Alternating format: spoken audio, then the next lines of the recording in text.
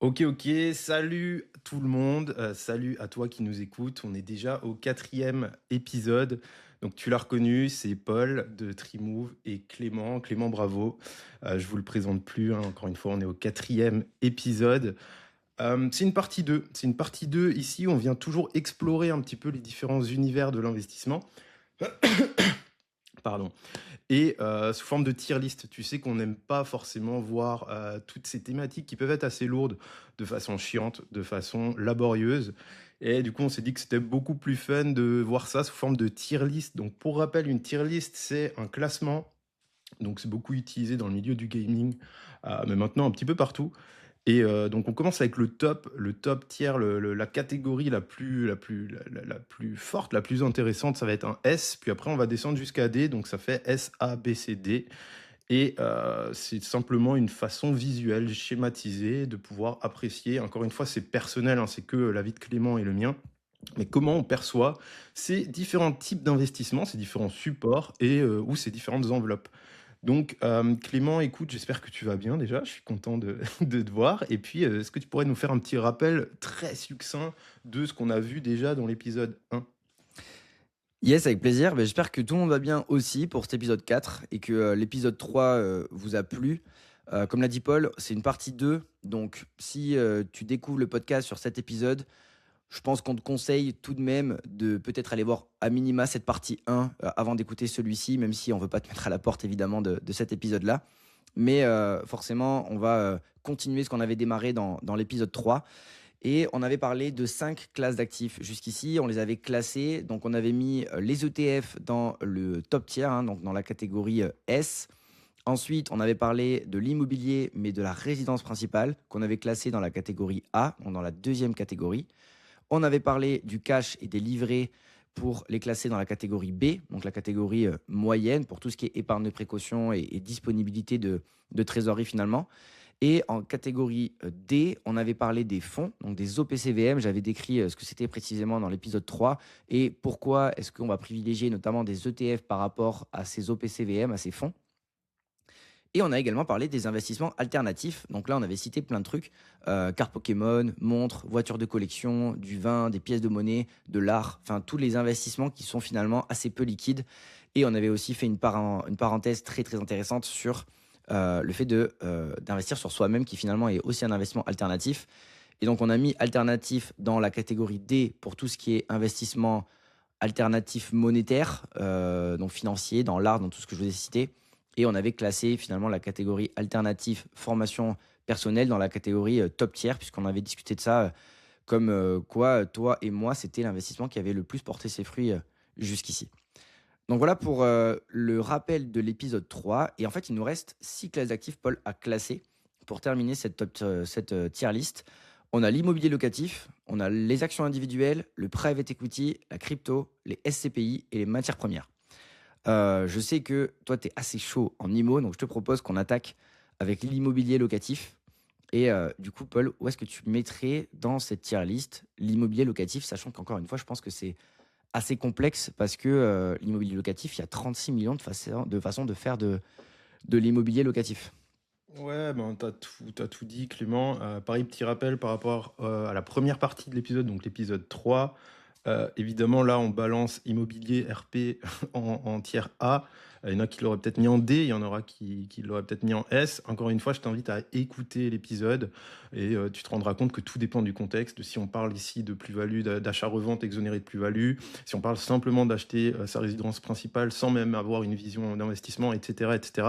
Et ça va être un petit peu les mêmes lunettes qu'on va devoir mettre ici aujourd'hui, notamment pour parler de l'immobilier locatif. Alors l'immobilier locatif, il y a une multitude de façons de le faire. Tu peux tout simplement faire de la location nue. Donc nue à poil, c'est de la location basique où tu ne vas pas avoir de meubles, pas avoir de contrat d'énergie. Vraiment, c'est tu offres une boîte vide et la personne vient y faire son logement, met ses meubles et fait un petit peu de sa vie comme elle l'entend. Après, tu as une méthode un petit peu plus optimisée, entre guillemets, c'est le meublé. Donc là, tu vas fournir, par exemple, tout ce qui est cuisine, salle de bain, tout est équipé, électroménager dans la plupart des cas aussi. et la personne a juste à venir poser ses valises, quelques meubles et encore il y a du meublé notamment, très courte durée où il y a absolument tout, même les serviettes. Donc ça, c'est encore une manière un peu alternative de faire de l'immobilier locatif. Et après, tu as tout ce qui est la partie commerce et locaux professionnels. Donc, par exemple, tu pourrais demain imaginer investir dans une chaîne de cabinets de kiné. Alors, bien évidemment, de la gérance en kinésithérapie, c'est interdit, c'est pas déontologique. C'est pour ça qu'il n'y en a pas, ou peu. Il y en a deux, trois qui ont réussi à contourner le truc quand même. Mais tu pourrais très bien imaginer avoir plein de locaux et trouver des kinés qui voudraient travailler dedans, donc être titulaires de leur cabinet, mais pas propriétaires des murs et ils viendraient tous les mois te verser un loyer. Donc là, on a vu qu'il y a une multitude de manières déjà de pouvoir exprimer ton investissement dans l'immobilier locatif. Hum, je le mettrais, je pense, en tiers A, parce que bien évidemment, je prends en compte que de l'investissement en nu, c'est souvent entre guillemets «plus sécuritaire», moins de charge mentale, tu as moins de gestion. Tu as un locataire à long terme, normalement, s'il y a pas de souci, si on croise les doigts et on touche du bois, tout va bien, il va pas t'appeler toutes les semaines parce qu'il aura eu un dégât des eaux et des conneries comme ça. Mais c'est relativement stable, pas forcément trop rentable. Je mets des énormes guillemets pour ceux qui écoutent en podcast et qui voient pas la vidéo, mais ça va dépendre de où tu achètes, au prix que tu achètes, est-ce que tu fais des travaux, du déficit foncier, et cetera. Il y a énormément de stratégies. Je pense pas que c'est le but de l'épisode là de tout détailler aujourd'hui, mais on en reparlera avec plaisir. Encore une fois, si tu payes beaucoup d'impôts, tu vas pouvoir aussi faire du déficit de ce côté-là, donc ça peut être super intéressant. Il y a aussi des dispositifs de gouvernement. Bon, le Pinel a disparu. Pareil, c'était peut-être pas forcément la meilleure chose à faire, mais quoique, il y avait de très bons coups à faire si tu avais les bons filons. Donc voilà, en A, c'est mitigé. Et ça demande beaucoup d'expertise. Toi, demain, tu t'y connais pas, tu vas regarder 2 vidéos sur YouTube. Il y a de très fortes chances que tu te trompes, parce que bien évidemment, il y a l'achat, bien acheter, il y a rénover, faire une plus-value sur le bien. Il y a de très fortes chances, moi c'était mon cas, je te rassure, que tu te trompes sur l'estimation et l'évaluation des travaux, voire même la réalisation. Et enfin, il y a de très fortes chances que tu sous-estimes la charge mentale. Pareil, Airbnb, Booking, tout ce qui est location courte durée, c'est extrêmement lucratif, hein. Pour rappel, moi j'avais un appartement qui me revenait, enfin je l'ai toujours, mais justement j'ai changé le mode d'exploitation. Pour poser des chiffres, ça me revenait à 700 euros, donc tout flat sur une année. Taxes foncières, remboursement de crédit, je payais Netflix, toutes les énergies, bien évidemment, tout ça, tout ça. 700 euros par mois à peu près flat sur l'année et ça m'a généré pendant 2 ans 1700 euros de chiffre d'affaires. Donc un bénéfice voilà, d'à peu près 1000 euros pour simplifier les calculs ici. C'est une dinguerie, c'est possible, c'est rare, j'ai eu beaucoup de chance, mais ça demande aussi de la charge mentale, surtout quand tu viens changer de locataire tout le temps. Il faut gérer la messagerie, ta femme de ménage, refaire du stock en café, en drap, en savon, en papier toilette, etc., etc. Donc il y a le côté très sexy qu'on voit sur Instagram, et je m'arrêterai ici, mais il faut pas oublier la face cachée de l'ombre. Sinon, pour quelqu'un d'averti, bien évidemment que je le mettrai en S tiers.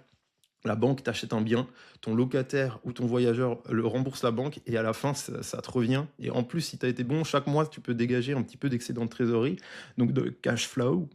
Donc, énorme banger, bien évidemment, pour moi, j'aurais mis un S.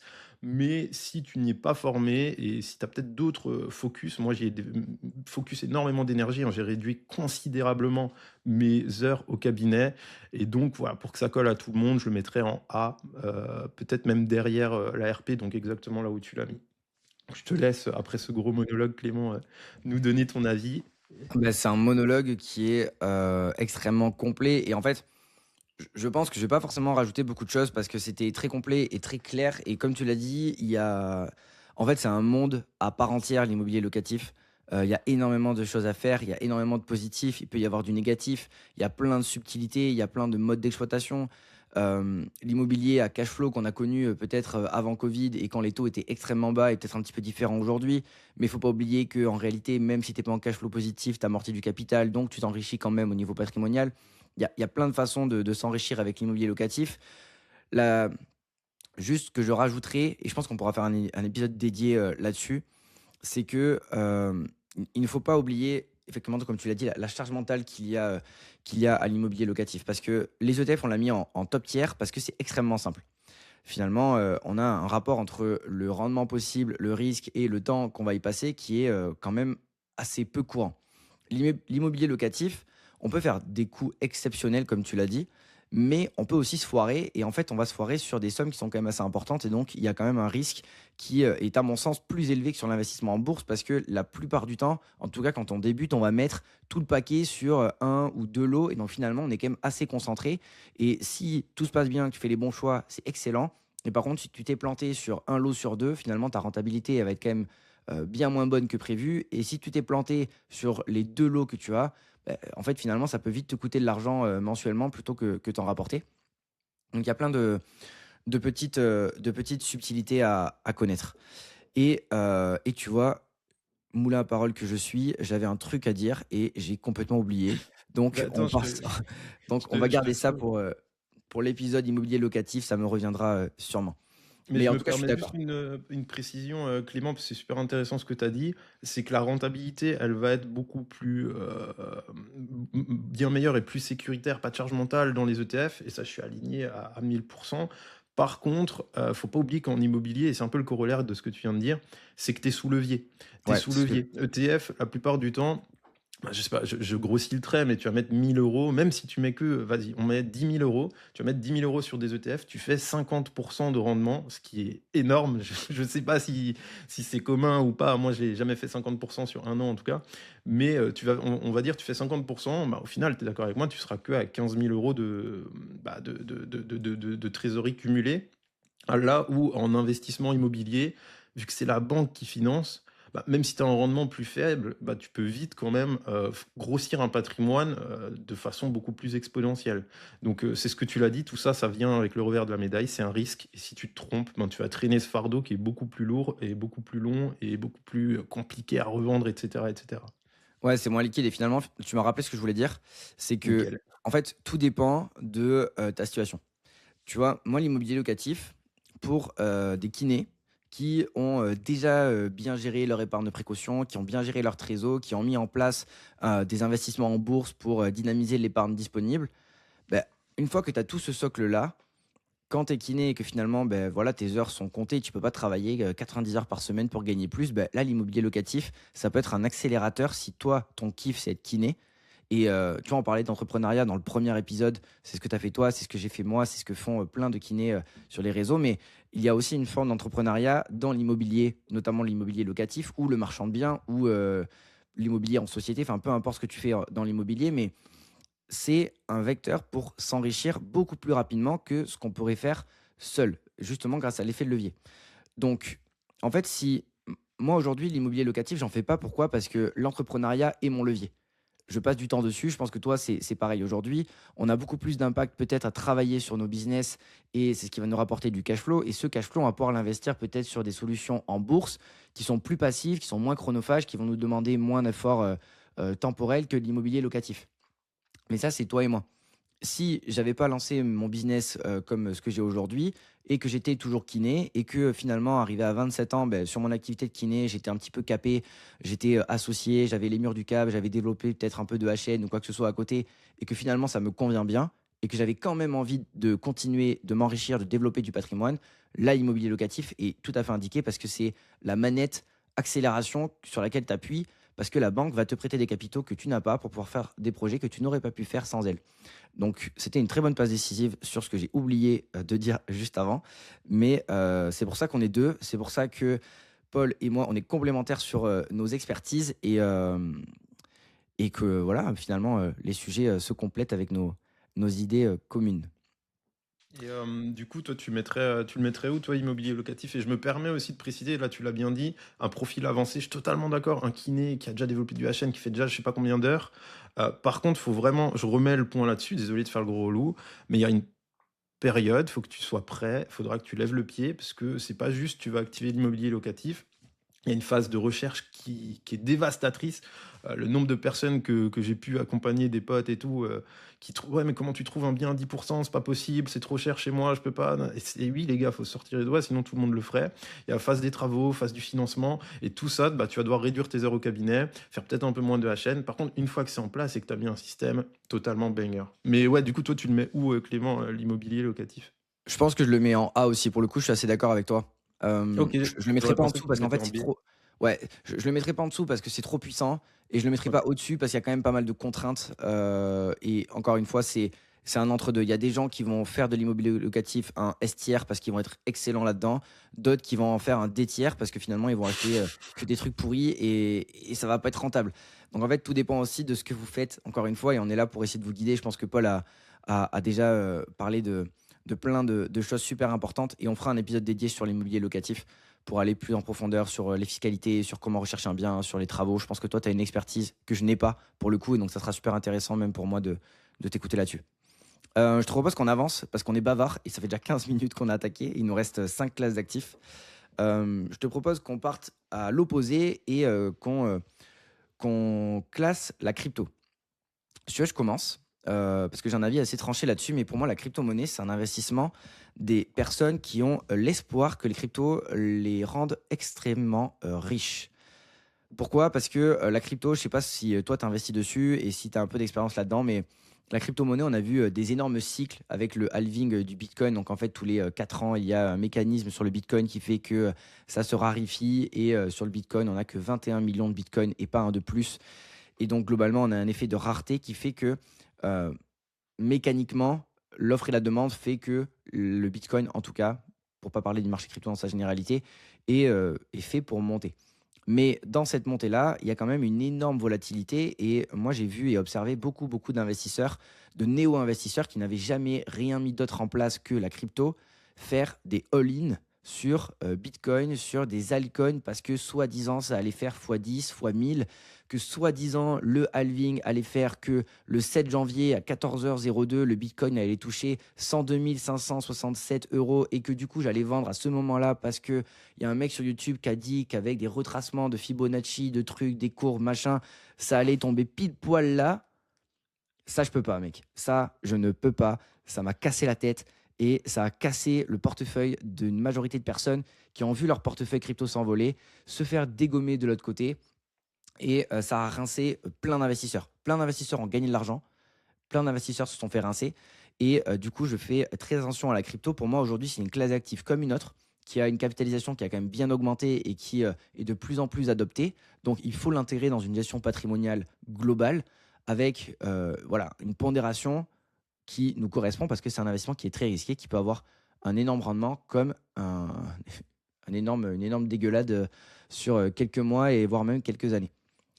Donc voilà mon avis sur la crypto en général. Après, je pense que si on rentre sur Bitcoin, Ethereum, les altcoins, etc., plus spécifiquement, c'est un tout petit peu différent et j'ai des convictions un petit peu diverses. Mais sur la classe d'actifs en général, c'est ça mon avis. Et donc, pour moi, je le mettrais en C parce que c'est la cerise sur le gâteau quand on a déjà un patrimoine qui est bien construit. Donc moi, je le mettrais ici.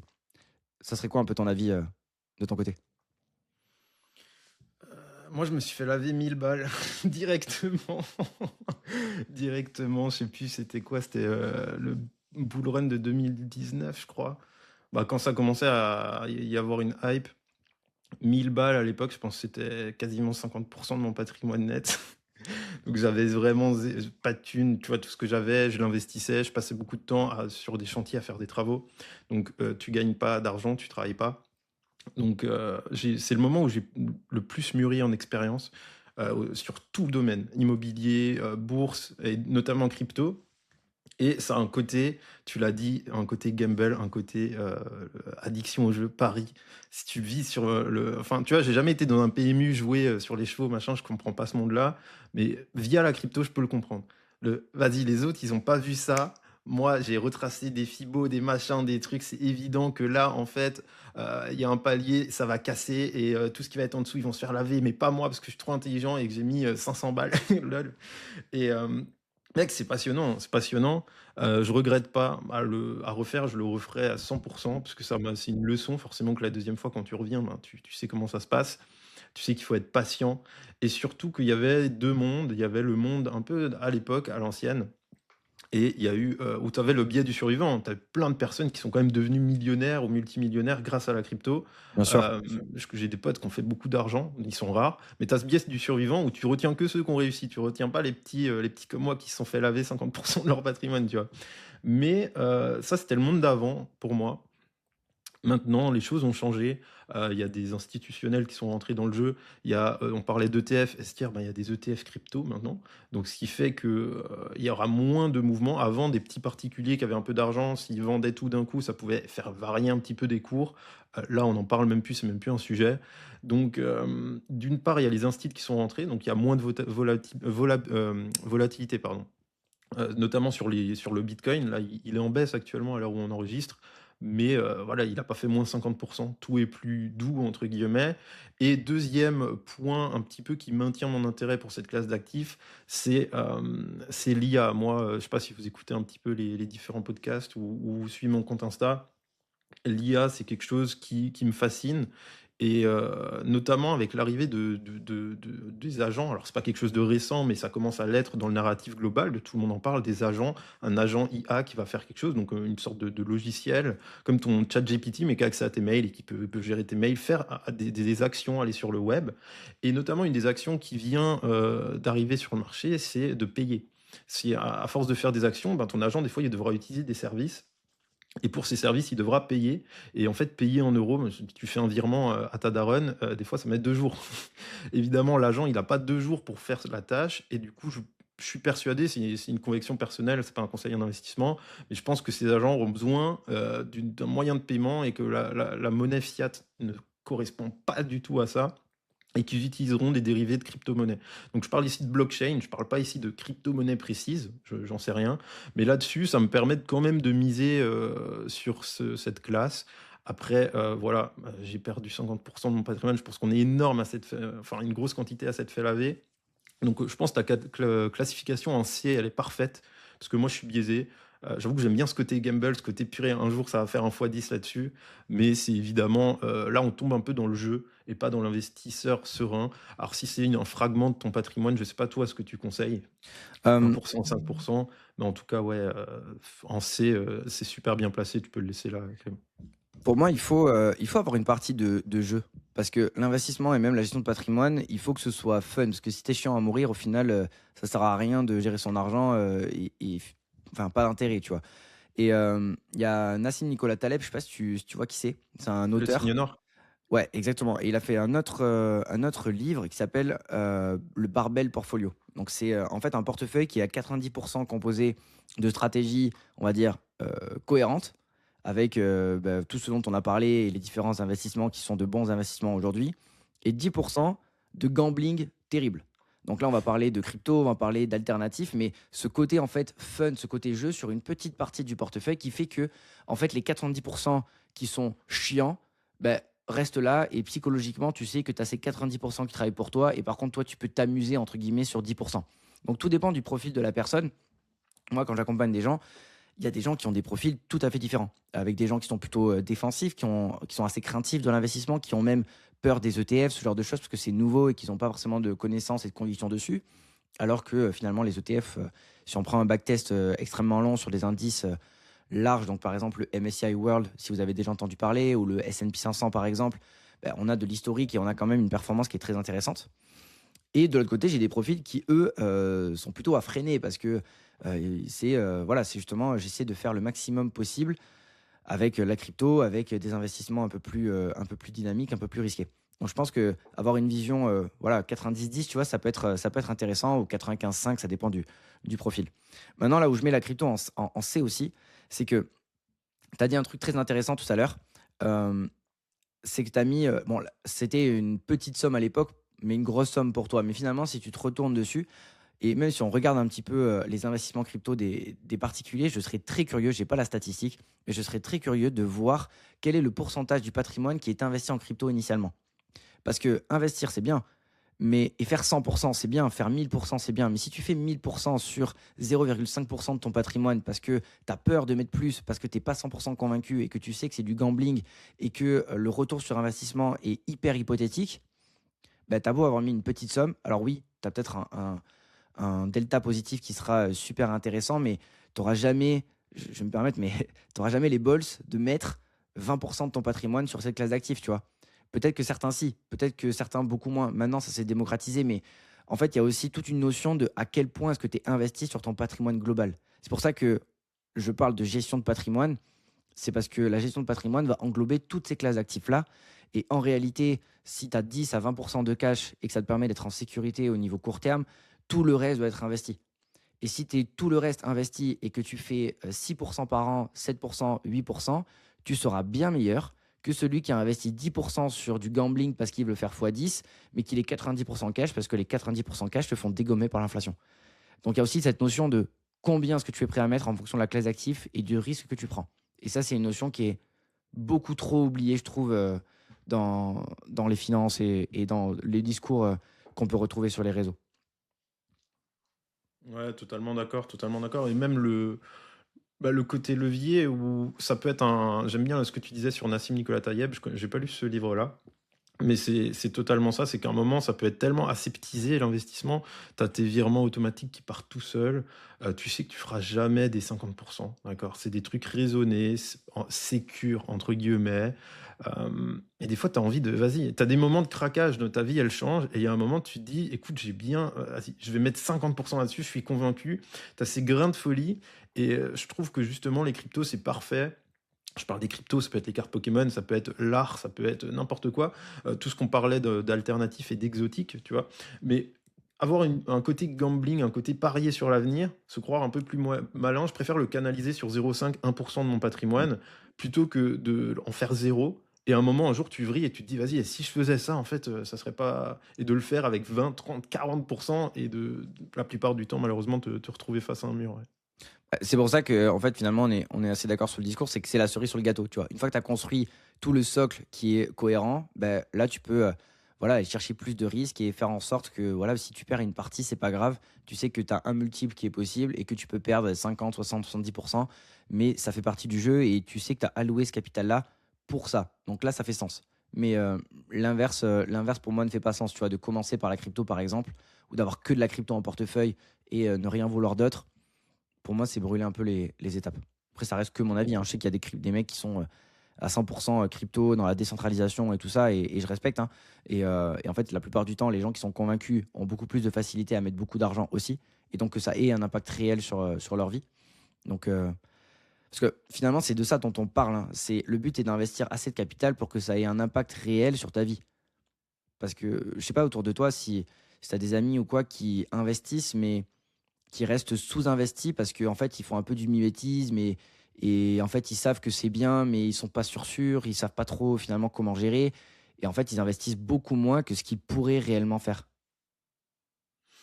Non, moi, c'est plutôt l'inverse, hein. Et même moi, j'étais dans ce cas-là à l'époque, c'était de vouloir me surinvestir ou de. En tout cas, je parle des capacités cognitives, tu vois. Tu me parlais de Fibo, c'est pour ça que j'ai explosé de rire. Genre, c'est vraiment, je matais des vidéos comme ça sur YouTube, mais tout le temps, tout le temps. Tous Je les te dis, jours. comme certains pourraient regarder du Squeezie ou je sais pas quoi. Moi, je regardais des études crypto, des hashers, des trucs machin. C'était passionnant encore à l'époque. Ça l'est encore aujourd'hui, hein, pas de stress.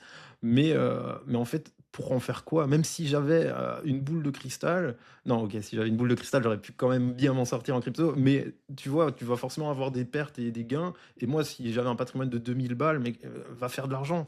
On parlera de tout ça plus tard. Tu l'as dit, c'est une cerise sur le gâteau. Donc, je vais pas trop cracher dessus parce que moi, c'était ma porte d'entrée. Tu vois, Mm. j'ai investi en crypto avant d'avoir des ETF, avant d'avoir d'autres choses. Donc, ce mur, c'était une leçon. Je l'ai durement payé à l'époque, mais j'en suis content. Mais sinon, totalement d'accord avec toi. Pour un profil qui a un peu de sous de côté, je sais pas, 50 000, 60 000, 70 000, qui a eu un héritage, qui a de la chance d'avoir un peu d'argent, là, ça reste une cerise. Mais pour moi et une bonne partie de mon entourage, il n'y a personne qui a commencé dans le game, entre guillemets, avec des gros patrimoines. Bon, pour certains, ce sera peut-être petit, mais chacun a son écosystème. Nous, on avait plutôt moins. Et du coup, on s'est tous sorti les doigts pour augmenter ce qu'on gagne, encore une fois, avant de penser à le faire fructifier. Ouais. Et, euh, et du coup, donc ouais, pour finir sur la crypto, il y a une dernière notion qui, je pense, joue en la faveur de la crypto, c'est que en fait, les profils comme toi, qui ont commencé par la crypto, en tout cas qui ont déjà eu une expérience avec la crypto, l'avantage, c'est que ça vous vaccine de la volatilité. Et que quand vous venez en bourse après, pépouze. Genre, les petits -1, -2% quotidiens, ça fait pas peur, tu vois, quand tu t'es bouffé des -10 sur de la volatilité quotidienne. Donc psychologiquement, ça prépare aussi à la volatilité, ça fait comprendre que voilà, le marché est volatile, sur la crypto, la bourse. Donc ça, c'est un avantage qui est indéniable. Ouais, Euh, super intéressant ce que tu viens de dire, ouais, totalement. Parce que la psychologie est le cœur du problème pour la majorité des investisseurs. Ça, on pourra en faire un épisode aussi. Je te propose qu'on parte pardon, sur les SCPI, donc les sociétés civiles de placement immobilier. Ça en fait immobilier, crypto, et on repart sur l'immobilier. Là, je pense qu'il va y avoir débat, parce que toi, je pense que tu n'es pas forcément méga fan. Moi, je ne l'étais pas, et en fait, en m'intéressant un peu plus au truc, il y a quand même, je pense, des belles choses à faire. Donc, toi, c'est quoi un peu ton avis sur les SCPI? C'est de la grosse merde. Ça pue. Non. Bah, et forcément, tu l'as deviné, je suis pas fan. Parce que moi, je suis quelqu'un qui a mis les mains dans les travaux. Et je me dis comment un mec que je connais pas, il va faire mieux que moi. Je serais plutôt à l'inverse, tu vois, essayer de lever des fonds. Et j'ai des potes qui ont commencé à le faire. Et de moi-même trouver un bien et de tout gérer. Mais c'est inhérent à ma personnalité, à mon vécu, à mon expérience. Bien évidemment, c'est pas transposable à tout le monde. Aussi, j'ai grandi. Voilà, quand tu grandis, tu deviens un peu sage. On parlait des moines. On est devenus J'ai des moines. oublié. Donc, bien évidemment que j'ai un petit peu assagi ma vision sur les SCPI. Et je le vois comme du Pinel, en fait, comme je pouvais voir le Pinel à l'époque. Je crachais énormément dessus.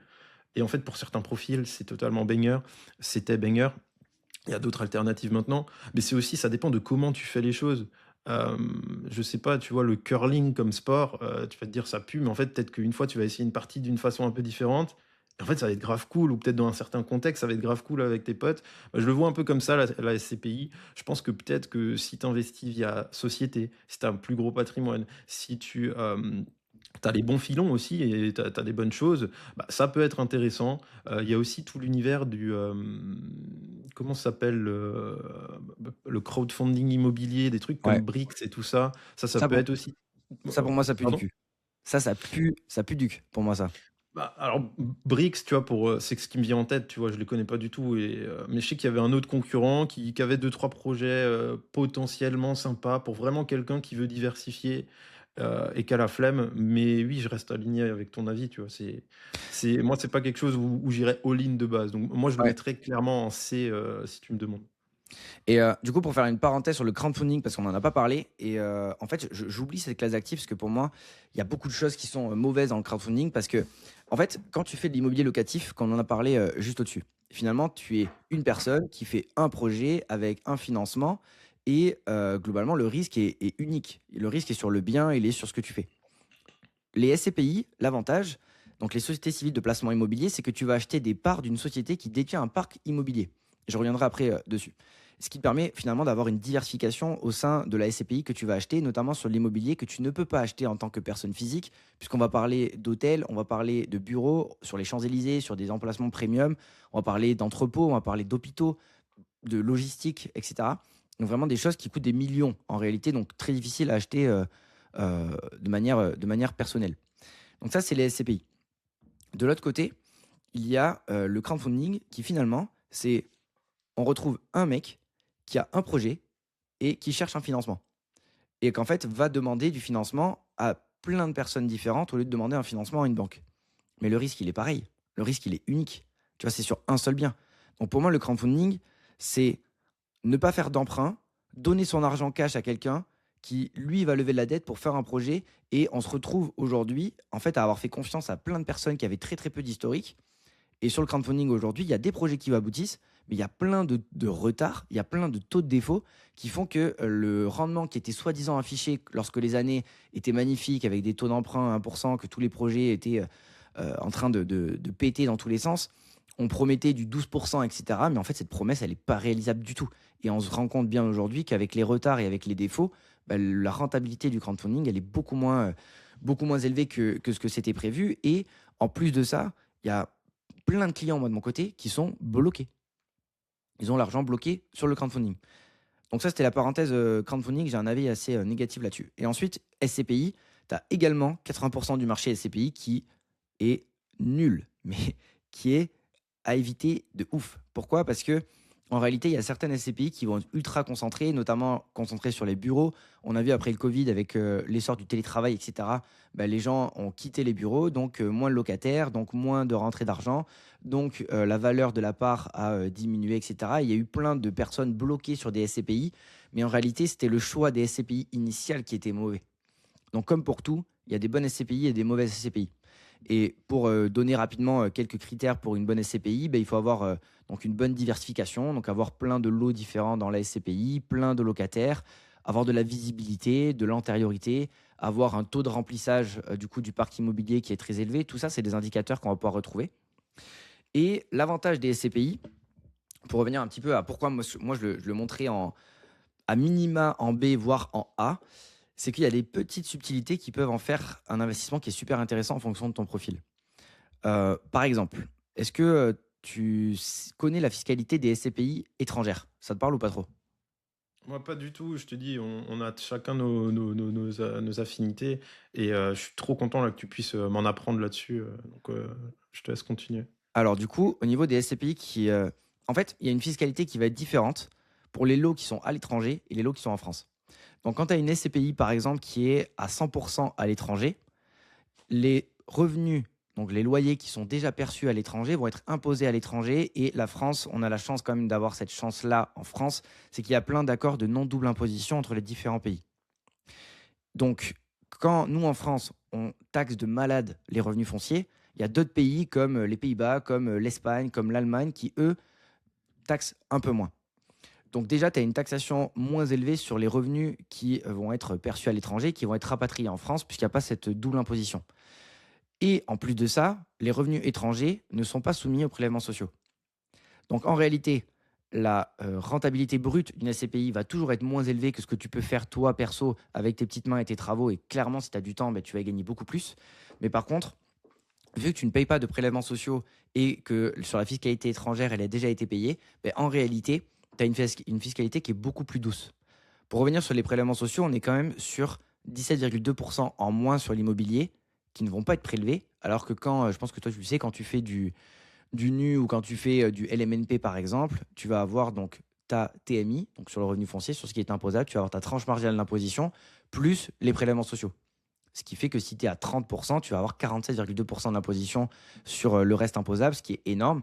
Alors il y a plein de niches fiscales à utiliser, on en parlera dans l'immobilier locatif. Mais tu vois, les SCPI, on peut aller optimiser là-dessus. On peut aussi faire du démembrement de propriété. Je pense que ça te parle avec l'immobilier. Tu peux acheter la nue propriété de la SCPI. Tu peux acheter uniquement l'usufruit si tu as vraiment besoin d'avoir que des revenus passifs.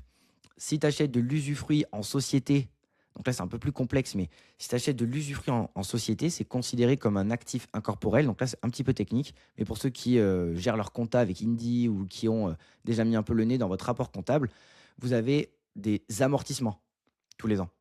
Mais quand tu achètes de l'usufruit de SCPI en société, d'un côté, tu vas recevoir les loyers et de l'autre côté, tu vas amortir les parts d'usufruit de SCPI puisque tu ne les détiens pas, tu ne détiens pas le capital, tu détiens uniquement les fruits de ce capital-là.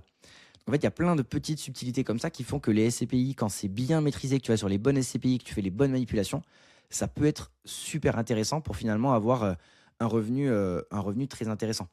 Mon exemple personnel, j'ai investi 75 000 euros en SCPI. J'ai entre 5 à 600 euros net de fiscalité qui tombent tous les mois. Donc j'ai un rendement net fiscal qui est entre quasi. Je ne pourrais pas faire le calcul là comme ça de tête, mais ça fait environ, allez, imaginons 5 000 euros de revenus locatifs sur 75 000 euros placés. Ça fait combien ça? Si on parle en net de fiscalité, ça fait du 6,7% net de fiscalité sans rien gérer, tu vois. Et c'est ça aussi, l'avantage des SCPI, c'est que je ne gère rien, je ne gère pas les locataires. Le parc immobilier sur lequel je suis investi est ultra diversifié. Finalement, je suis propriétaire de biens qui sont en Irlande, en Espagne, en Allemagne, en Finlande, genre en France également, un petit peu partout. Et je ne gère rien. Et c'est ça aussi l'avantage des SCPI. Donc, c'est pas une classe d'actifs qui remplace l'immobilier physique. Pour moi, c'est une classe d'actifs qui va être complémentaire parce qu'on va pouvoir aller toucher d'autres biens et d'autres avantages. Ouais. Là, j'ai fait un bon monologue là. Non, mais super intéressant. Comme dit, moi, je suis totalement néophyte, totalement. Je suis vraiment à l'opposé de cette mentalité d'investissement. Parce que pour moi, tu vois, toi, ça t'a immobilisé 75 000 euros de trésorerie. T'as pas d'effet de levier. T'as pas d'effet de levier là où si toi Tu qui peux. achètes, ben, ah oui, bah, sous société alors, mais En en nom propre perso, aussi. tu. Ah En ouais, emprunt en aussi, perso aussi? ouais, tu peux faire du levier aussi et c'est souvent intéressant. Alors, tu auras pas la même rentabilité, tu auras pas du cash flow, faut pas non plus, mentir, mais ça peut être intéressant pour des personnes qui n'ont pas envie de gérer des biens, qui ont quand même envie de créer du patrimoine. Donc aujourd'hui, il y a des organismes de financement pour financer à levier des SCPI et il y a également des banques de détail classiques, hein, type Crédit Agricole, Société Générale et cetera, qui prêtent pour des SCPI et l'avantage, c'est que encore une fois, en fait, les intérêts du prêt vont pouvoir être amortis par rapport à ce que toi tu génères pour diminuer un petit peu la fiscalité. Donc, il y a aussi des avantages à faire du levier sur les SCPI. Mais j'en ai pas forcément parlé, j'aurais dû. Mais en fait, c'est pour moi pour des profils qui ont déjà mis en place de l'immobilier physique à côté. Parce que forcément, si tu empruntes à 100% pour des SCPI, le jour où tu as envie d'acheter une résidence principale, une résidence secondaire ou faire l'immobilier locatif physique, bah, t'es niqué. Parce que globalement, ta capacité d'endettement est quand même bien empiétée par ça. Donc, ça vient dans un deuxième temps, mais c'est possible. OK, ben, my bad, tu vois? Preuve que je connaissais rien là-dedans. Je connais énormément de personnes qui sont fait laver par les SCPI et du coup, tu de toi-même, tu as dit qu'il y a peut-être 20 de choses intéressantes à faire. Bah, dans la crypto, il y a peut-être aussi, tu vois, 10-20 d'intérêt de personnes qui sont devenues millionnaires. Dans les fonds OPC, EVM, je sais pas, peut-être qu'il y a quand même des trucs cool Ouais, il y en a des et biens. moi, je suis obligé de voir ça dans sa globalité. Des frais exorbitants d'entrée, des ton argent est bloqué pendant 1 à 2 ans parfois. Tu vas peut-être me corriger, peut-être il y a des exceptions, mais tout ça pour du 4. Enfin, j'ai un très bon pote à moi qui a eu un gros héritage il y a pas trop longtemps et un peu, crédule, un pote CGP à lui, lui a dit: «Mais investis là-dessus, 4 argent bloqué, avec les frais». Genre c'est du coup, il gagne limite rien, voire il perd la première année mais je lui ai dit: «C'est catastrophique ce que tu as fait, c'est Il y a c'est un crime, tu vois? Donc moi, je trouve tes stratégies super intéressantes. Merci encore pour, tu vois, j'ai encore nuancé mon avis. Je deviens vraiment de plus en plus moine Shaolin, là.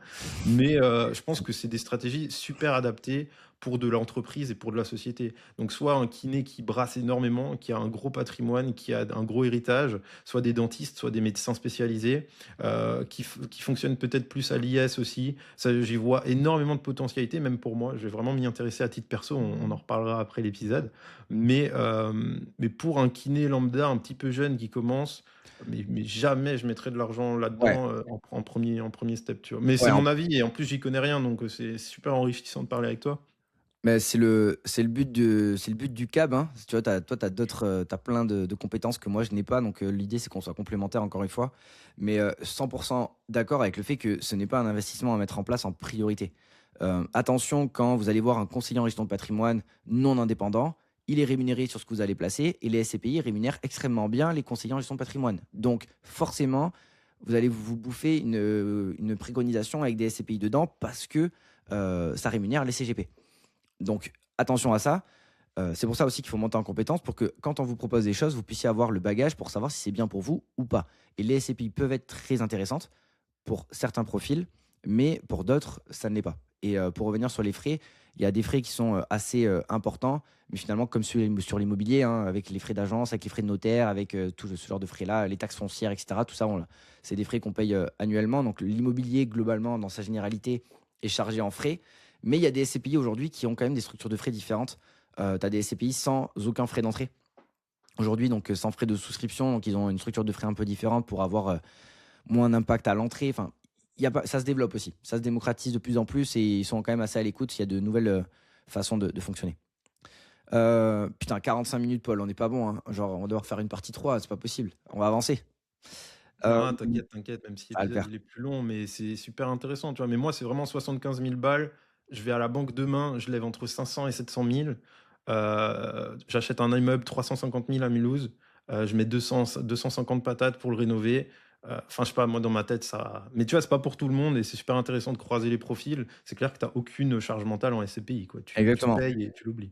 Alors que moi, du coup, tu vois, mon levier, il est sur le business pour faire plus, du coup, de cash sur mon activité, accompagner plus de personnes, que ce soit voilà, un écosystème qui grandisse, positif pour moi et positif pour les gens que j'accompagne. Et mon levier, il est là-dessus. Et aller lever de la dette pour aller faire un projet immobilier, c'est à l'opposé de ce que j'ai envie de faire aujourd'hui parce que j'ai pas du tout envie, tu vois. Non, mais Donc, en totalement, fait, totalement. tout Moi, dépend c'était par de. rapport à un kiné, tu vois, qui Ouais. pourrait pas. Tu vois, un kiné, demain, il peut pas faire 600 patients dans la semaine. il peut essayer, il y a des filous là, il y en a peut-être parmi vous, je ne sais pas, mais tu es capé, même physiquement, si tu passes que 2 minutes avec un patient, genre tu es capé et c'est pour ça que je trouve que particulièrement pour les profs libres, un peu capés, ça peut être un moyen de vraiment se plonger dans, la décorrélation de son temps et de son travail et de ses revenus. Ouais. Mais bref, vas-y, on va enchaîner, tu raison, sinon ça va. Non, on est bavard, les gars. On est bavard. Dites-nous dans les commentaires d'ailleurs. Je sais que j'ai eu 1 heure, c'est bien au niveau de la durée, mais n'hésitez pas à nous dire si on est trop bavard. Mais je pense qu'on est passionnés tous les deux des sujets, donc ça peut vite partir en monologue, explication longue. Du coup, pour avancer, je te propose qu'on parle des actions individuelles, parce que les deux prochains seront un petit peu plus rapides, je pense. Les actions individuelles, je vais te dire ce que moi j'en pense. Pour moi, les actions individuelles, je les mettrais en B tiers. Alors, les SCPI, pour moi, du coup, je les mettrais en B tiers aussi, hein. Donc, toi, C, moi, B. On va laisser un peu entre les deux. On va laisser en C si tu veux. Comme ça fera un truc un peu sympa, là. Où tout est bien rangé. Tu vois, j'aime bien les choses carrées. Et les actions individuelles, je le mettrais en B parce que c'est pas fait pour tout le monde. Mais par contre, quand c'est maîtrisé et que on comprend comment est-ce qu'on peut aller chercher de la valeur sur l'analyse d'entreprise et comment sélectionner des titres, ça peut être super intéressant. Donc, avantage, c'est qu'on peut aller chercher de la performance, plus que sur les ETF, parce que les ETF sont faits pour faire la moyenne du marché, ce qui est déjà très bien. Mais tu prends tout le paquet, comme je l'avais dit dans le premier épisode. Tu prends les très bonnes entreprises et tu prends les pommes pourries. Tu prends tout. Là, l'idée, c'est d'aller chercher que les très bonnes entreprises. Et donc, pour ça, il faut avoir un process d'analyse qui nous permet de déterminer si oui ou non c'est une entreprise qui est de qualité ou pas. Et s'il faut l'acheter à ce moment-là ou pas, etc. Donc, c'est quand même un processus de décision un peu plus complexe. Et forcément, ça prend du temps. Donc, globalement, moi, ce que je fais notamment pour les personnes que j'accompagne, c'est que je fais les analyses moi-même. En réalité, pour mon propre portefeuille, pour mes propres investissements, en fait, je fais les analyses et ensuite je les mets à disposition des personnes que j'accompagne pour leur faire gagner beaucoup de temps dans leur processus de décision. Mais il faut analyser les finances, il faut analyser le business, il faut analyser les perspectives d'avenir, il faut savoir à quel prix rentrer, parce que sinon, on peut, encore une fois, se faire laver sur les actions individuelles, notamment quand on reste uniquement sur le PEA et des actions françaises, des petites actions, des actions qu'on a vues à droite à gauche, qu'on a entendues sur BFM TV, ce genre de choses-là. Ça, je souffle, hein, pour ceux qui sont, euh, qui sont présents sur la vidéo, mais c'est pas la bonne solution pour acheter des actions. Les actions, c'est vraiment une conviction qu'il faut se forger pour les détenir à long terme, et c'est basé sur une analyse qui nous permet d'avoir une conviction réelle sur pourquoi est-ce qu'on a acheté cette action-là, tout comme vous avez une conviction quand vous achetez de l'immobilier locatif, parce que vous avez visité le bien, vous avez regardé la copro, vous avez étudié le voisinage, les PV d'AG, les travaux éventuels. Mais en fait, ce que vous faites comme recherche avec l'immo locatif, c'est exactement ce qu'il faut faire avec les actions individuelles, et malheureusement, quasiment personne ne le fait parce que personne ne sait vraiment le faire. Donc, gros potentiel, mais demande plus d'engagement, donc je le mettrai en B. Ouais, bah, rien à rajouter, hein, tu tout dit. Je mettrais en B, sauf que voilà, je le mettrais dans je pense dans voilà, sans te jeter des fleurs et sans te faire, si, vas-y, je te fais de la pub, en fait. Mais tu vois, dans le cadre de ta méthode SPAC, je pense que ça peut être super pertinent. Encore une fois, pour casser la monotonie de l'investissement mon père de famille, je prends que des ETF, des SCPI parce que c'est plus sécure, je diversifie, j'ai pas le risque concentré sur un bien. Et là, ça vient booster, donner un petit peu de piment, un peu de sel sur tes investissements, si tu choisis bien, encore une fois. Mais je limiterai cette analyse par le côté technique. C'est un métier à la base, les gars, hein. Être trader, c'est un métier. Tu feras jamais des performances, surtout que maintenant il y a le micro-trading, il y a des robots qui te battront dans tous les cas. Donc là, je parle même pas de day trading où tu viens acheter une action et la revendre le soir pour essayer de gratter une perf. Mais action individuelle, oui, obligatoire. Depuis la nuit des temps, tu peux acheter des titres d'entreprises dans lesquelles tu crois et voilà, hein, tu Et regardes des Warren Buffett et tout, c'est ce qui a fait ces grands noms donc ouais, après, point très intéressant, mais finalement, quand tu achètes des ETF, tu achètes aussi des actions individuelles, c'est simplement une façon différente de les acheter. Mais obligatoire, je dirais oui et non, en fait, tout dépend de ton profil. Moi, j'ai 70% actions sur mon portefeuille bourse, 30% ETF. Ça va pas du tout correspondre à la majorité des personnes, tu vois. Mais tu peux non, mais tout à fait avoir. c'est pas obligatoire. C'est comme tu l'as dit en fait, tu vois? C'est un des ETF, c'est des actions. Donc c'est obligatoire dans le sens dès que tu es sur les marchés, même une assurance vie, ça va y avoir peut-être, des actions même si c'est un pack opaque et tout. Hmm. Donc c'était peut-être plus par rapport à ça, ouais. Ouais, ça 100% d'accord. Mais du coup, avoir des actions individuelles sélectionnées pour les avoir, on va dire uniquement celles-là, ça, c'est, comme tu le dis, c'est un métier où, à minima, il faut se former, pour comprendre qu'est-ce qui nous est mis à disposition. Moi, tu vois, mon process, quand j'accompagne les personnes, c'est pas qu'ils deviennent analystes financiers, c'est qu'ils comprennent ce que je leur mets à disposition. Donc, ils comprennent pourquoi est-ce qu'on va aller regarder certaines données financières, qu'ils comprennent pourquoi est-ce qu'on va aller regarder telle ou telle chose sur le management, sur les process de l'entreprise, sur quelles sont les perspectives d'avenir, etc. Donc, l'idée, c'est qu'ils comprennent pour ensuite qu'ils puissent consommer tout ce que moi, je leur mets à disposition, les mises à jour sur les entreprises, etc. Après, point très important, quand je parle d'action individuelle, je ne parle pas de trading. Je ne fais pas d'achat-revente. C'est vraiment de l'investissement long terme, tout comme les ETF. Finalement, c'est aussi passif que les ETF de mon côté. Moi, mon but, c'est de sélectionner des actions que je vais détenir à long terme. Par exemple, il y a des actions que j'ai depuis quasiment 5 ans, tu vois. Et l'idée avec les actions est aussi de faire de l'investissement long terme et pas du tout court terme. Je ne fais pas de trading, mais ça demande d'avoir des convictions pour tenir ces actions-là sur le long terme. Et par exemple, Google, j'avais commencé à acheter en 2022, j'ai continué à renforcer en 2025, et c'est une action qui m'a fait quasiment 150% de performance. J'avais mis 10 000 € dessus, en tout, pas en une fois, hein, petit à petit, en renforçant à différents endroits, etc., à différentes temporalités, et elle m'a rapporté 15 000 balles à date, tu vois. Alors, j'ai pas vendu, donc elle m'a pas rapporté au sens littéral du terme, mais si aujourd'hui je vends, elle m'a rapporté tant. Mais même avec cette performance-là, je ne vais pas vendre. Pourquoi? Parce que ma thèse d'investissement et ce pourquoi j'ai acheté Google n'a pas changé aujourd'hui. Pour moi, ça reste toujours une excellente entreprise qui a de très très belles années devant elle. Et donc, je laisse continuer ma position, vivre. Et faites un petit exercice là de votre côté. Tapez Apple Stock, donc STOCK sur votre téléphone. Et vous mettez, donc vous allez tomber sur un onglet finance avec un graphique. Vous cliquez sur Max. Apple, ça a fait quasiment 2000% de performance depuis que c'est entré en bourse. Voire même plus que ça. Je pense que je suis. C'est quoi? Hop. Allez, on va faire l'exercice ensemble. Ici, si on clique sur max, n'importe quoi, 182 000% de performance. 2000%, n'importe quoi, j'étais à l'ouest. Et en gros, ce qu'il faut se dire, tu vois, rapidement, pour ceux qui sont à l'écran, c'est le mec qui a acheté Apple au moment où l'iPhone est sorti. Il l'a acheté en 2008, par exemple. Et qu'il a tenu jusqu'à 2018, donc 10 ans. Il a fait 909% de performance. Apple était toujours une très bonne entreprise en 2018. Du coup, il a tient encore un peu plus. Et là, il a fait, en 2023, 4365%. Et Apple est toujours une bonne entreprise finalement, donc il la tient encore. Il a fait 7188%. Le mec qui a vendu au bout de 10 ans en se disant ça y est, j'ai fait ma performance et j'ai plus besoin d'Apple, ça n'ira jamais plus haut, finalement, il est passé à côté de quasiment 7000% de performance. Donc, long terme, cette vision long terme, elle est super importante pour moi, que ce soit dans les ETF ou dans les actions. Et je pense pour investir, quand on est kiné, quand on est prof libre, votre but n'est pas de devenir des traders. Votre but, c'est vraiment de faire travailler votre argent pour vous et pas l'inverse. Ouais, écoute, totalement d'accord, rien à rajouter. C'est propre. Private equity, tu mettrais ça, où toi? Ben, c'est toujours tiraillé, tiraillé, tiraillé. Moi, je le mettrais en A tiers pour moi, pour mon profil. Mais je pense que tout comme le tien, on colle plus en fait à un profil de kiné lambda. Le maximum, enfin la grosse majorité de nos revenus, on les tire de nos sociétés. Moi, de Trimove, toi, de ton accompagnement, cabinet de CGP, etc. Et du coup, pour un kiné, je le mettrais en D tiers, je pense. Un kiné, ça demande des recherches, ça demande des connaissances. Et T'inclus mais alors, t'inclus quoi dans le private equity là, dans ton discours?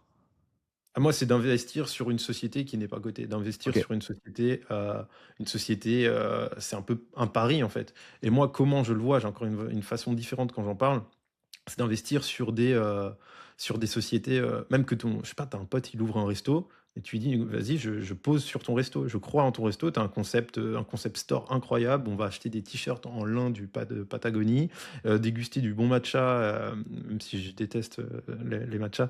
Mais tu vois, tu as un concept qui va marcher dans un quartier, un écosystème qui va marcher, j'investis, tu vois? Tout comme, je sais pas, nous, demain, on ouvre un deuxième cabinet en Suisse, bah, on est une equity, en fait. Et toi, demain, tu as de l'argent qui squatte, tu as vu les performances de ce qu'on fait, tu as vu comment on fait les choses, comment ça fonctionne. Bah, Paul, est-ce que je peux investir dans ton cabinet demain? Tu vois? Donc, c'est vrai que j'ai une notion très proche, centrée de ma personne de private equity. Bien sûr qu'il existe des dimensions un petit peu plus méconnues, comme la SCPI, tu vois, c'est de l'immobilier méconnu. Tu vas jamais voir le bien, tu vas jamais voir le propriétaire. C'est à distance. Je pense que ça se fait aussi en private equity.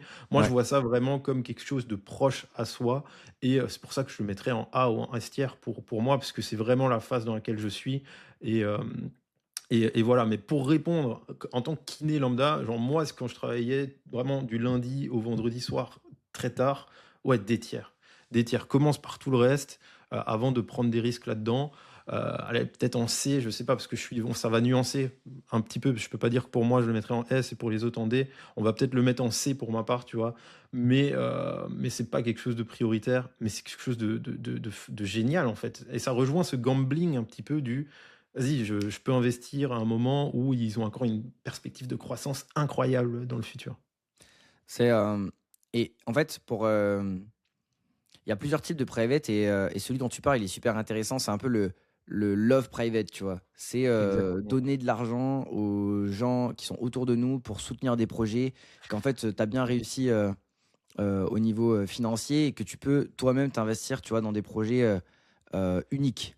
Ça, c'est un peu, cette partie-là dont tu parles, du private. Ouais, totalement. Après, c'est pas non plus donner de la love money en mode, ah, tu lances ton tu lances ton truc, je te donne de l'argent, je m'en fous de le récupérer, tu vois?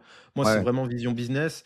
J'ai le mec de ma cousine, qui est un gros investisseur, qui a une grosse boîte dans le Nord qui fonctionne très bien. On parle tout le temps que de ça et si demain il a un nouveau projet, incroyable, je vais mettre de l'argent avec plaisir, mais par contre, faut que ça marche, tu vois? Donc ouais. je différencie, c'est pas de la love money en mode: «Tiens, vas-y, investis», c'est du cadeau. Chose que tu peux très bien faire aussi, hein. Quand moi je me suis lancé, des potes qui m'ont prêté, même des gens très, très proches qui m'ont prêté et je pouvais m'écraser, ils retrouveraient jamais leur argent, tu vois? Au final, ça s'est très bien passé, donc pas de souci. Mais tu vois, je dirais pas de la love money, de la love, private equity dans ce sens-là. Par contre, oui, dans le sens, c'est tout est concentré, c'est dans un business où, bah, la plupart du temps, oui, tu connais la personne et tu as un match avec sa personnalité et cetera et cetera.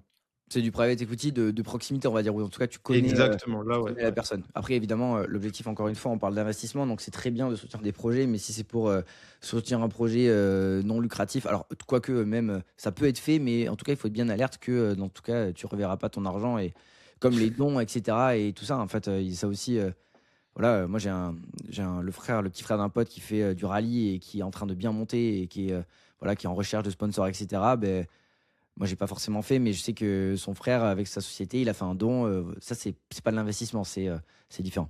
Mais en fait, du coup, pour parler des autres types de private equity, c'est que aussi, il est possible d'investir sur des fonds de private equity.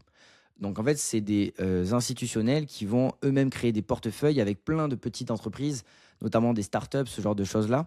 Donc là, on rentre dans une dimension différente. Et en fait, je le mettrais en S, voire en D tiers, moi, de mon côté, pour cette partie-là. Parce que en réalité, c'est quelque Tu chose as qui dit peut en paraître, S, encore une voire en fois, D tiers? en D ou en C tiers, pardon.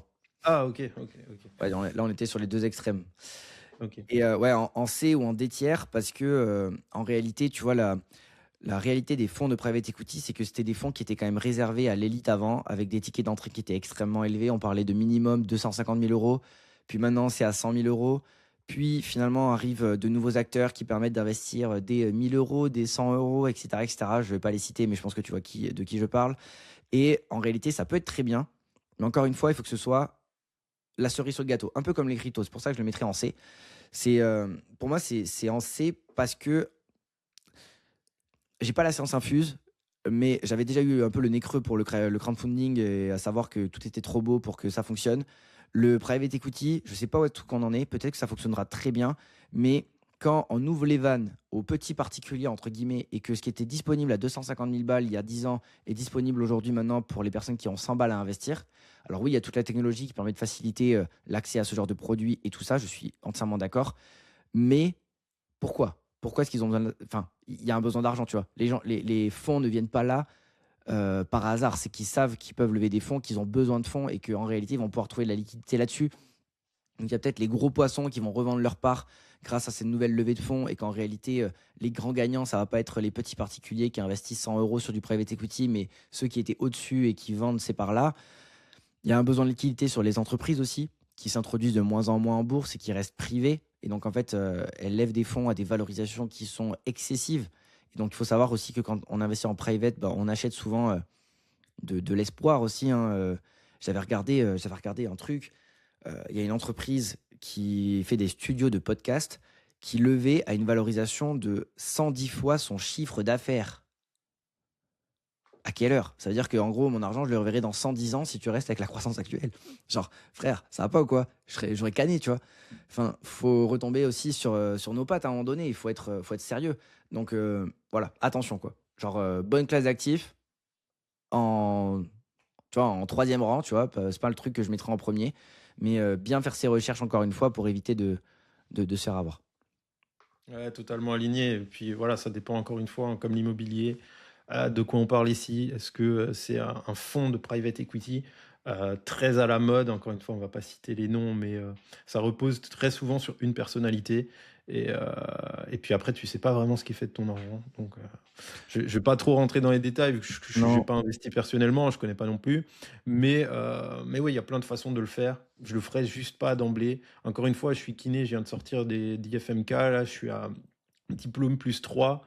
J'investis pas dans la private equity, jamais de la vie. Donc il y a ce côté gambling encore que tu disais, hein, ce côté un peu risque, addiction au jeu, au fait de parier.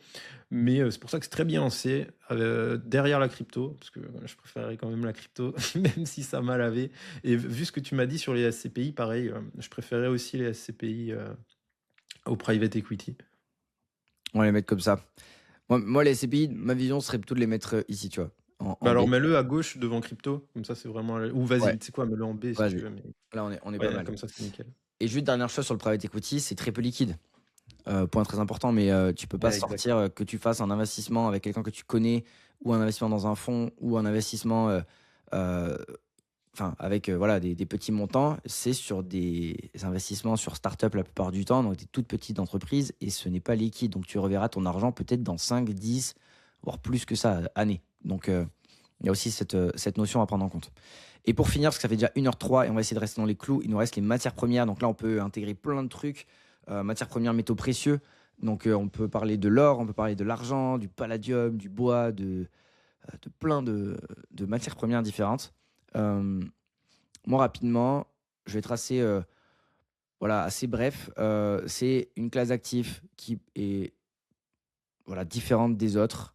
Merde, attends, j'ai ma caméra. Ah bah tiens, vas-y, prends le relais, Paul, et je rallume ma caméra. Ouais, pas de souci. Bon, on sera peut-être pas d'accord là-dessus, mais moi, les matières premières, encore une fois, c'est peut-être mon côté terre à terre, mon petit côté mec qui vient du réel, tu vois, qui prend le dessus. Mais pour moi, c'est quelque chose de concret. Et du coup, matière première, je pense que je le mettrais minimum en B tiers. Parce que, parce que c'est concret en fait. Même tu as un immeuble et tout, s'il n'est pas dans ta ville, tu le vois pas souvent et tout. Moi, je parle que du physique ici. Si on parle du fait d'investir sur de l'or papier, sur ce genre de choses, je suis totalement contre. Ça a aucun intérêt. Alors, peut-être dans des stratégies avancées, etc.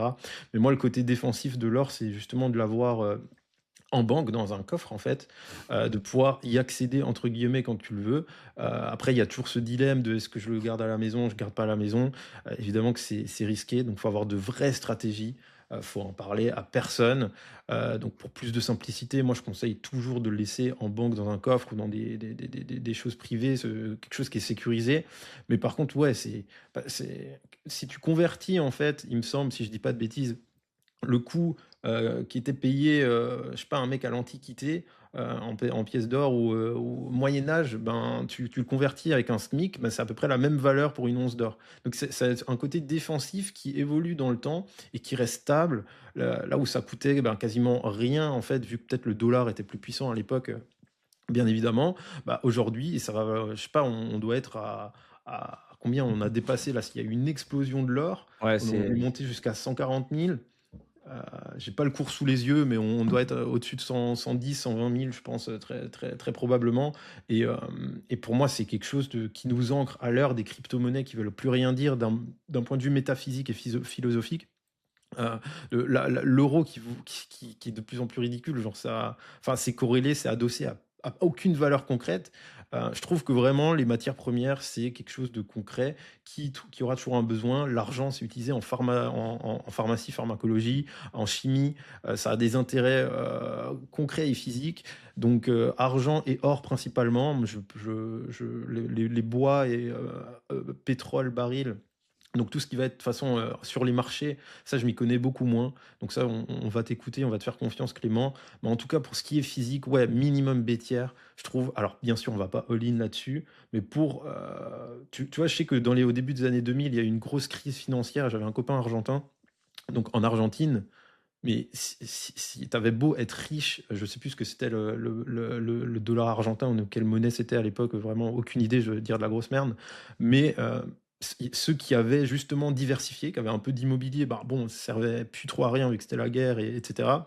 Mais au final, si tu avais un peu de matières précieuses, or argent, bah déjà, si tu avais des pièces d'argent, c'est facilement découpable, donc c'est facilement, tu peux acheter ben, des trucs pour, entre guillemets, survivre, et ouais, parce qu'il y a des coins dans le monde, en fait, où c'est chaud, et ça peut vite tourner, on l'a vu en Ukraine. Et bah, si tu as un petit peu plus d'argent, je sais pas, de l'or ou quoi, bah, tu pouvais facilement quitter le pays de manière sécurisée et reconstruire ta vie ailleurs. Donc là, on part un peu en mode doomer, fin du monde, etc. Euh, mais ça reste aussi un aspect de l'investissement. Pourquoi tu investis? Pour te protéger et avoir des beaux jours et bah, pouvoir fuir s'il y a une guerre, pouvoir vivre. On a vu à Dubaï, là, quand il y a eu quelques missiles, ceux qui Mm. avaient le plus d'argent, c'est ceux qui ont pu réserver des jets privés pour repartir vers d'autres destinations. Et voilà, et si tes fonds sont bloqués, si t'es pas liquide, si tu as all-in en SCPI ou en private equity ou en je sais pas quoi, ben, tu n'arriveras pas à le sortir.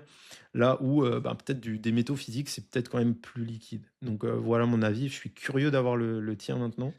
Pour moi, les métaux, que ce soit physique ou même en papier, tu vois, l'investissement sur de l'or papier, sur des ETF, ce genre de choses-là, c'est finalement un peu la même chose. Globalement, c'est une classe d'actifs qui est différente et considérée notamment pour l'or comme une valeur refuge, donc décorrélée des marchés traditionnels et qui permet, quand ça se passe pas bien sur le reste de l'écosystème financier, ben, les matières premières ont tendance à plus tanker.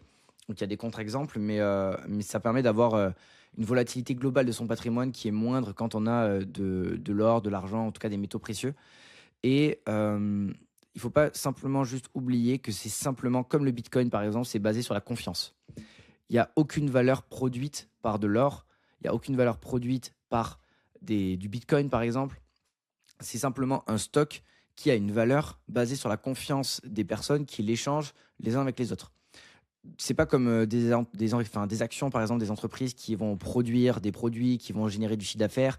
Pareil pour les ETF qui ont plein d'entreprises à l'intérieur. Pareil pour les SCPI qui ont de l'immobilier derrière avec des revenus et des locataires, etc. Donc, les matières premières et la crypto ne produisent rien. C'est un peu le produit final, tu vois. Donc, il faut toujours qu'il y ait la confiance là-dessus. Donc, je pense que c'est très intéressant d'en avoir. Après, comme tu l'as très bien dit, il ne faut pas que ça devienne une majorité du patrimoine, parce que là, ça ne fait pas sens. Et même à long terme, encore que l'or aujourd'hui a quand même une performance assez exceptionnelle, mais sur le très long terme, ça fait quand même une performance bien moins intéressante que le marché action, par exemple. Le marché action, de toute façon, sur le très long terme, il n'y a rien qui bat le marché action, sauf le private equity. Mais encore une fois, le private equity, c'est du bon private equity et pas du private equity un peu border. Donc c'est vraiment une bonne sélection qu'il faut faire ici et qui n'est pas tout le temps accessible à tout le monde. Je pense qu'on va clôturer là-dessus, Paul. Je ne sais pas ce que tu en penses, mais globalement, vous avez donc l'image ici de la tier list. Donc en S tier, on a les ETF. En A tier, on a immobilier RP et immobilier locatif. En B tier, cash livré, actions individuelles, matières premières. En C tier, SCPI, crypto, private equity. Et en D tier, les fonds, donc les OPCVM pleins de frais et les investissements alternatifs. Ouais. On a réussi à rester plus ou moins dans les temps. Ça fait 1h10 qu'on papote déjà. Ouais, Euh, après, comme dit, je pense qu'on se mettra pas de barrière. Je pense qu'un podcast, ça se met sur pause. Tu le reprends au prochain trajet. Moi, j'ai eu de très bons retours sur même des épisodes de 2 heures que j'avais fait. Après, même c'est pour nous. Là, toi, je sais que tu as un call dans pas longtemps. ouais. Il faut que tu manges. Moi aussi, je crève la dalle. Mais ouais, franchement, on a fait un beau tour d'horizon de tous ces différentes facettes d'investissement. On a vu que même sous une même carte, en fait, il y a 15 000 façons de jouer cette carte. Euh, donc c'est intéressant. Bien évidemment, ça dépend tout le temps du contexte de la personne, de son patrimoine, de son expérience, de son appétence au risque ou pas, de son appétence à certaines facettes comme les travaux, mettre les... Enfin bref, il y a une multitude de possibilités avec tout ça. J'espère qu'on a réussi à t'en faire prendre conscience, qu'on t'a ouvert les yeux. Moi, en tout cas, merci Clément, tu m'as ouvert les yeux sur la SCPI, que c'est pas que du bullshit, qu'il y a une micro-partie qui peut être cool quand même. Et puis voilà, quoi. Franchement, c'est cool. Hâte de faire le prochain épisode. Dites-nous d'ailleurs en commentaire, alors déjà, pour le référencement de nos épisodes, merci déjà pour tous les likes, les retours, les commentaires que vous avez mis, c'est très cool, ça nous permet d'être super motivés pour faire ces épisodes-là. Et du coup, à la fois pour le référencement et à la fois pour nous aider, pour nous aiguiller sur les prochains sujets, il y a certaines personnes qui m'ont demandé à ce qu'on rentre parfois un peu plus dans le détail de certains types d'investissements. Donc, mettez-nous pardon, un top 3, je sais pas, mettez investissement que vous voulez qu'on détaille, deux investissements ensuite que vous voulez qu'on détaille. Comme ça, on aura un peu une idée des investissements, en tout cas des classes d'actifs qu'on a cités dans les deux épisodes là qu'on vient de faire, qui vous intéressent le plus pour qu'on aille vraiment deep dive dedans et qu'on détaille le truc. On a parlé avec Paul en amont que, évidemment, on fait des épisodes un peu plus en surface, mais qu'on a aussi envie de faire des épisodes où on va vraiment creuser fort le truc. Donc, mettez-nous ça en commentaire. Mettez-nous le petit 5 étoiles qui fait plaisir, pareil, pour nous aider à faire référencer ce podcast et à faire en sorte qu'il évolue. Et j'ai pas grand-chose d'autre à dire. Je pense qu'on peut se dire à dans 2 semaines pour le prochain épisode. Ouais, bah, abonne-toi, là, abonne-toi directement, mets des 5 étoiles, soutiens, commente, trouve une personne autour de toi qui pourrait trouver ce podcast intéressant. Si vous êtes tous une personne, si vous êtes tous à recommander à une personne, c'est comme ça qu'on va grossir. Si on grossit, on en a parlé encore juste avant l'épisode avec Clément, on a pour projet potentiellement d'inviter du monde, une fois qu'on aura fait le tour des plus gros sujets. Encore une fois, là, il l'a dit, bien sûr qu'on va deep dive sur des sujets, sur des thématiques, mais là, d'emblée, on n'allait pas faire épisode 1, le PER, et on va tous s'endormir. Le but, c'est de faire ça de façon fun, pas chiante. Je pense qu'on a plutôt bien réussi jusqu'ici. Donc, pour nous donner de la force, t'as même pas vu la suite. On a des sujets d'épisodes j'ai hâte qu'on les tourne. Mais ouais, balance cet épisode à une personne, un collègue, un camarade d'IFMK, de ce que tu veux, un collègue au cab. Balance le lien, balance le podcast. Il nous faut du monde. Il faut qu'on grossisse. On n'a que des bons retours. Donc, nous, on est bouillant avec Clément. Et en tout cas, hâte de vous retrouver dans l'épisode 5, le prochain épisode. En tout cas, ouais, c'était Paul. Et puis, je vous dis à plus. Ciao, ciao tout le monde.